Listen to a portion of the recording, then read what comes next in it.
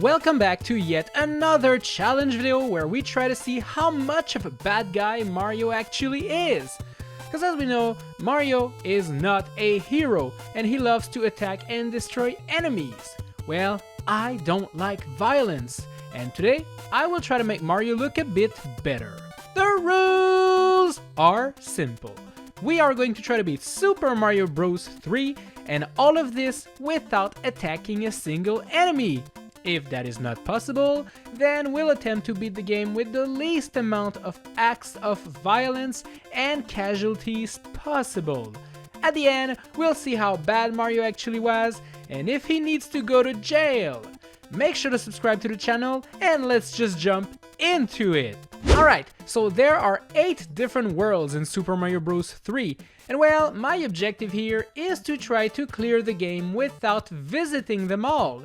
There's a couple ways to skip some levels in this game, and some of them involve using a warp whistle, which is an object that transports Mario in the sky. So getting this will be the first objective here. World 1-1 will be the first level we'll play, and well, not gonna lie, there's not much challenge here. Sure, there are a bunch of Goombas, Koopa Troopas, and evil piranha plants, but all of these enemies can be dodged without any issues whatsoever. We can even find a couple power-ups here that will prove to be helpful in the later levels. Speaking of, 1-2 is up, and well, this one was even easier. There's a bunch of hills and blocks all over the place, but the enemies are very scarce and easily avoidable. Alright, this next level, 1-3, will be quite important, and here's why. It features a special hidden end area located behind the curtains at the end. In order to get there, we have to hold down on the D-pad while we stand on this white block platform here, and if we do it right, we'll go straight through it. This Koopa Troopa was a bit of a pain to deal with, but I took damage and ended up doing it anyways. After that, we just need to run, and voila! Here is our first warp whistle. Since we're gonna be skipping most of the levels, we might grab a couple power-ups while we're here, so let's visit my friend Toad. Our next stop will be the fortress, in order to grab our second warp whistle. Basically, we need to play the level normally up until we get to this point here, and now all we need to do is to fly up there, which is easier said than done. Why? Well, because of this annoying dry bone over there. As we're trying to do a pacifist run, we cannot attack him, so we have to wait until he moves left and despawns, and then we can fly into the secret door up there. And now we have 2 warp whistles, so you know what's next? We use them both, one after the other. The first warp whistle brings us to the secret warp zone area, and using it a second time will bring us straight to World 8. Wow, now this is quite the skip. But here's the thing, now this is a world we actually have to play, and the levels are not that simple. First off, we need to explore the tank level. This place is actually insane, there's cannons everywhere. While some of them throw metallic cannonballs, which are inanimate objects, there's a lot that actually throw bombs, and these guys are alive, meaning that we cannot neutralize them. Eventually the bombs blow themselves up, but this is not Mario that is committing the violent act, so it doesn't count. There's also a bunch of rocky wrenches, you know, those annoying moles that throw wrenches your way. Well, not being able to jump on any of these things was a bit challenging, but I still made my way to the end and into the white pipe. And well, we now have to defeat a boomerang bro if we want to proceed. Yup, there is no way to avoid this, as this is the only way to clear the level. Looks like we're gonna have to attack this guy. Well, there we go. It had to be done. This is so sad. We now have committed one act of violence. Next up is yet another similar level, but this one takes place on a bunch of boats. The challenge remains pretty much the same. Rocky wrenches, cannonballs, bombs. I'm starting to get better at avoiding all of these things, so I once again made my way to the pipe at the end. And well, I think you figure out what's waiting for us down there. A fight, and this time it's against Boom Boom the Mad Lad, and well, as you guessed, we have to defeat him. The thing is, this dude takes 3 hits to defeat, adding 3 more acts of violence, which is a lot. I don't like that. The next part here is crossing the teleporter bridge. And well, this is kind of random. You can end up beating from 0 to 3 levels while moving from right to left. And you know what? I'm so lucky that I ended up getting grabbed right on the first one. Yay! There were lots of enemies to dodge here, but thankfully no bosses to defeat and no acts of violence to commit. Guess what? The second Hoenn also grabbed me, forcing me to play another level. Alright. Final teleporter block, please be nice to me. I did it! Oh, it works. Alright, I'm complaining, but to be honest, each of these optional levels gave me a power-up, so it wasn't half bad. Alright, time for the next level, an airship level. I have a feeling we'll finish this stage with a boss to beat.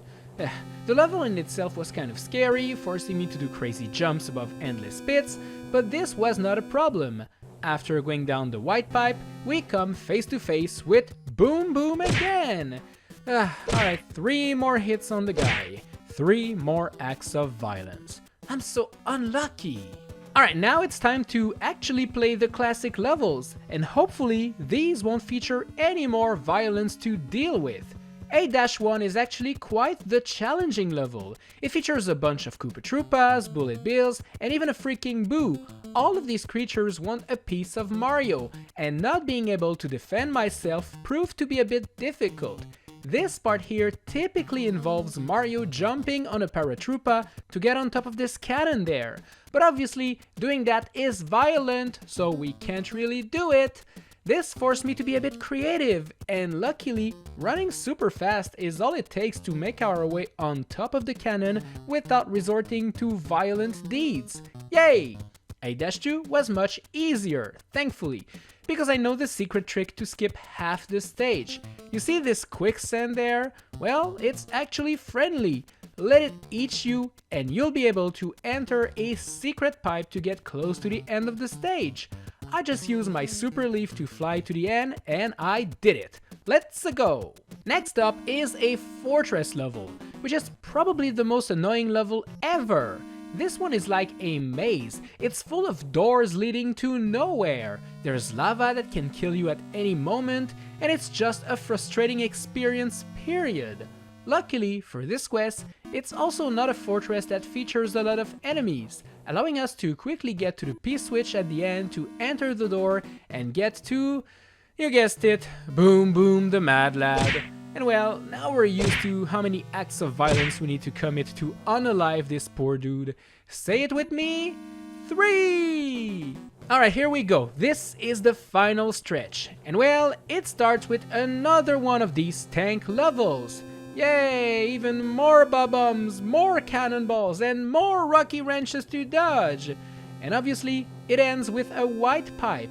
And on the other side awaits Boom Boom! How many times do we have to kill this guy? I'm starting to be ashamed of hurting the guy, but also, why does he keep coming back? Don't you want a nice relaxing vacation at the beach, my dude? Stop fighting me! Guess what? It's time to enter the final castle, the very last level in the game. And well, it's also home of Bowser, the final boss. The level is actually full of evil things, but things that we cannot actually attack, like Bowser statues firing lasers, floating circles of doom, fireballs. These things are all annoying, but they cannot be defeated, so no violence will be done. Alright, let's enter the door and fight Bowser. Wait a minute. The way to defeat Bowser in this game is to make him break blocks to then fall into the pit.